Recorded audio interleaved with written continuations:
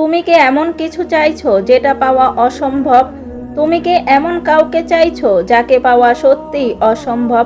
ভিডিওটি শেষ পর্যন্ত দেখতে থাকো, তুমি তোমার উত্তরটি পেয়ে যাবে। হতে পারে আল্লাহ তোমার ইয়াকিন এবং চাওয়াকে এতটাই পছন্দ করেছেন যে তোমাকে সেই বস্তুটি দেওয়ার জন্য এতটাই দেরি করছেন।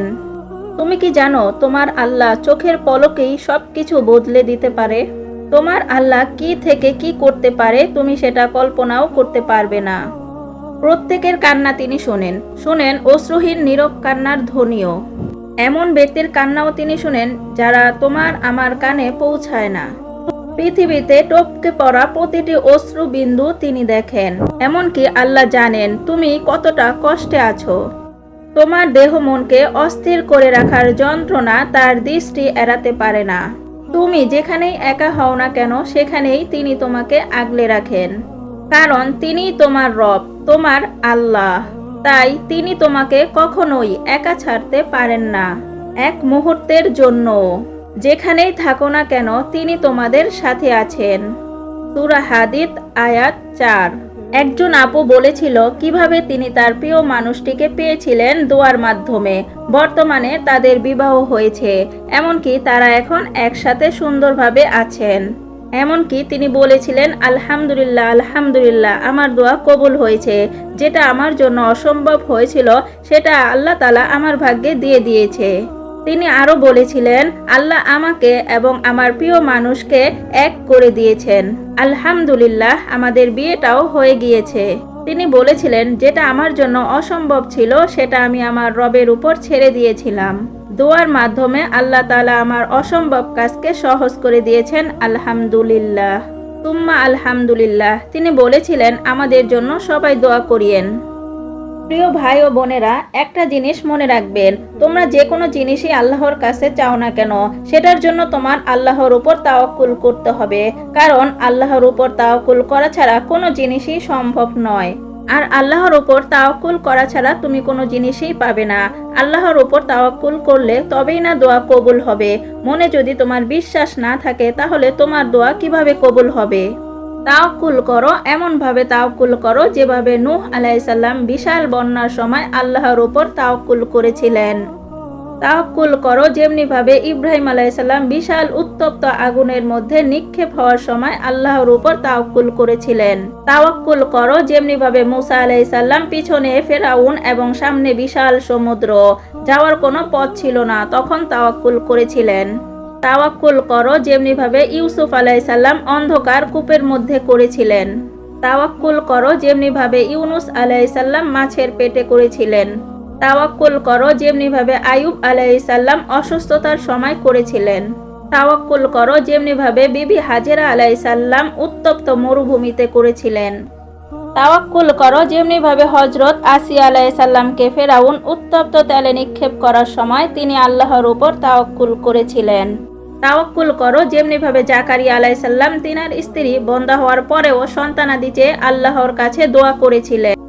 বাস বিশ্বাস রাখো, অন্ধ বিশ্বাস রাখো, তারপরও দেখো কিভাবে মুকাদ্দার বদলায়।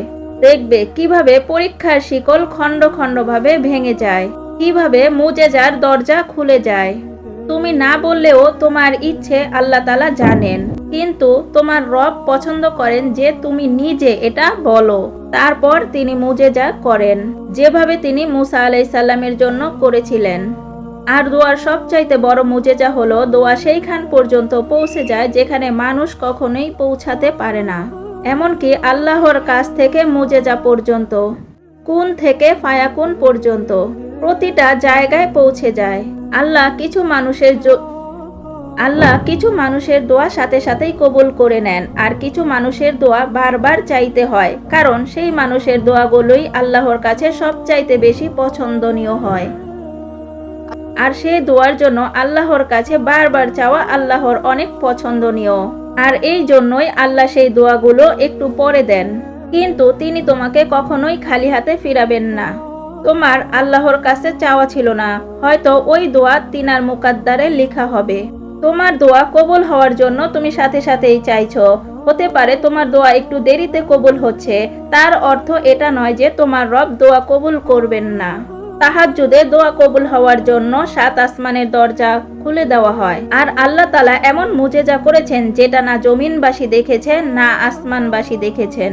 আল্লাহর মুজেজা তোমাকে অবাক করে দিবে। তোমার তাহাজ্জুদের দোয়ায় তোমার জন্য মুজেজার রাস্তা বানাবেন। তারপর তুমি দেখবে তুমি তাকেও পাবে যাকে পাওয়া তোমার জন্য বারবার অসম্ভব ছিল। ব্যথাকাতর হৃদয়ের ওষুধ কেবল আল্লাহর কাছেই আছে। যারা আল্লাহর উপর বিশ্বাস এবং তাওয়াক্কুল রাখে তারা শেফা পেয়ে যায়, আর তাদেরকে তার চেয়েও বেশি দান করা হয় যা তারা হারিয়েছে। সবাই তো নিজের জন্যই আল্লাহকে ডাকে, তুমি একবার আল্লাহর জন্য আল্লাহকে ডেকে দেখো। কেন তুমি তাদের জন্য কান্না করছো যারা তোমার মূল্য বুঝে না? তুমি যতটা তোমার দোয়াকে ভালোবাসো আল্লাহ তার চেয়েও অধিক তোমাকে ভালোবাসেন।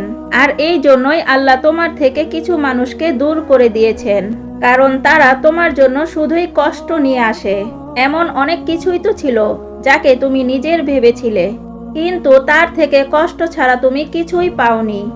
যারা মানুষের কোনো কিছুতেই খারাপ চায় না তাদের সাথে আল্লাহ তাআলা কখনোই খারাপ কোনো কিছু হতে দিবে না। যেটা তোমার জন্য উত্তম ছিল না সেটা কিভাবে আল্লাহ তাআলা তোমার জন্য উত্তম করে দিবেন। তাই দোয়া করো আর আল্লাহর উপর বিশ্বাস রাখো। যদি উত্তম হয়ে থাকে তাহলে আল্লাহ তাআলা তোমাকে সেটা দিবেনই। কারণ তুমি যদি দোয়া করতে থাকো তাহলে আল্লাহ তাআলা তোমার দোয়ার 3 ভাবে উত্তর দিবেন। প্রথমত, তুমি যখন দোয়া করবে তৎক্ষণাৎই আল্লাহ তাআলা তোমার দোয়া কবুল করে নেবেন। দ্বিতীয়ত, আপনার দোয়ার বিপরীতে তিনি বলেন, হ্যাঁ কিন্তু এখনই নয়, অর্থাৎ আপনার দোয়া কবুল করবেন কিন্তু তৎক্ষণাৎ নয়। তোমার দোয়া কবুল হওয়ার জন্য উপযুক্ত সময় কোনটি সেটা তুমিই জানো না। তোমার দোয়া কবুল হওয়ার জন্য কোন সময়টি উপযোগী সেটার জ্ঞান তোমার নয়, একমাত্র আল্লাহরই আছে। তাই তিনি তোমার পছন্দ মাফিক সময়ে তোমার দোয়া আল্লাহ তাআলা কবুল করেন না, বরং উপযুক্ত সময়ের জন্য তিনি তোমাকে অপেক্ষা করান।